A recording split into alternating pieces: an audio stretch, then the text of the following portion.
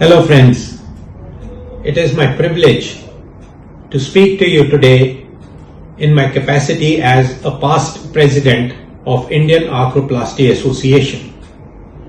It was one of the most exciting times of my life when the dream came true and I became the 5th president of Indian Arthroplasty Association, following in the glorious and unmatchable footsteps of stalwarts like Professor K.T. Dholakia, Professor P.S. Mani, Professor O.N. Nagi, and our own Professor N.S. Lord. I thought it was a daunting task, but with all their good wishes, support, and all the younger people, we have today come to a state where in 25 years that fledgling society has come into its own, with the younger generation taking over seamlessly and beautifully. Now I will share a couple of experiences over my arthroplasty journey. You may not believe it, but I went to England to become a spine surgeon in my heart. Unfortunately, my teacher fell ill and I was migrated into arthroplasty.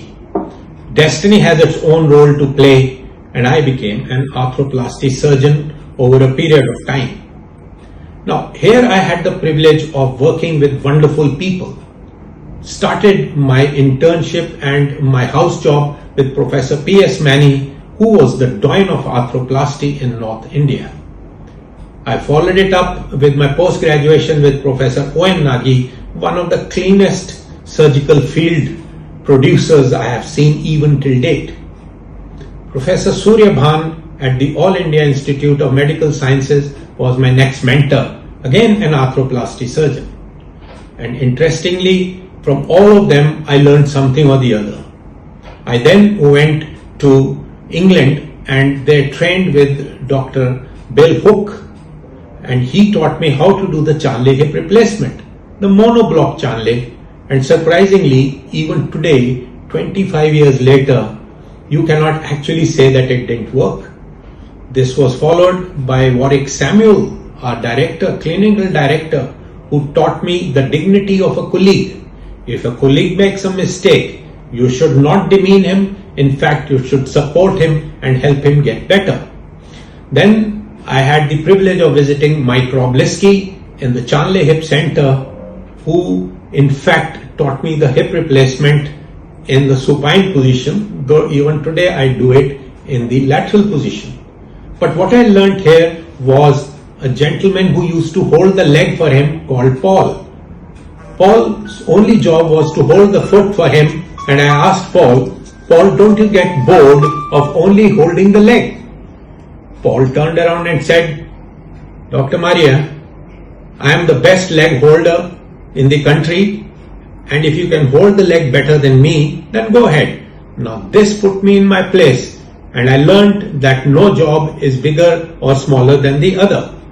I also had the privilege of working for differential periods with Hans Wagner, Ranawat, Müller, Professor Sosna at the Czech Republic, and was taught the examination of the hip by none other than Graham Apley. So I am giving all these names to say that there is so much to learn from everybody. No one man knows everything, friends. You've got to keep your eyes and ears open. Your brain should be like a sponge to pick up the experiences from any senior, anybody, any colleague, and more often even a junior.